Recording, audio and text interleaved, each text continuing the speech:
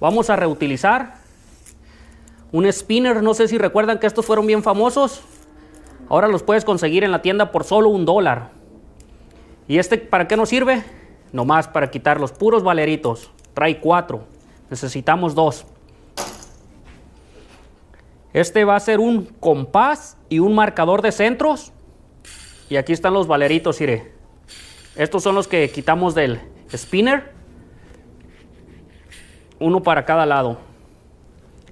Estoy utilizando una barra. Es una barra sólida cuadrada de 3/4.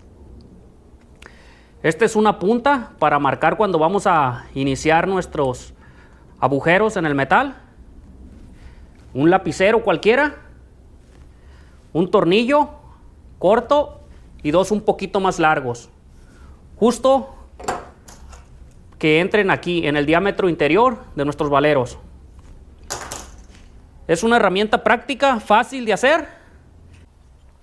Este buscador de centros tiene 3 posiciones. Posición 1, posición 2 y posición 3. Estos valeros los podemos recorrer al 1, al 2 o al 3, dependiendo del material, qué tan ancho esté. También podemos utilizar para marcar fierro o un lapicero para marcar madera. De este lado está marcado para usarse como compás. Desde el 0, que este es el punto 0.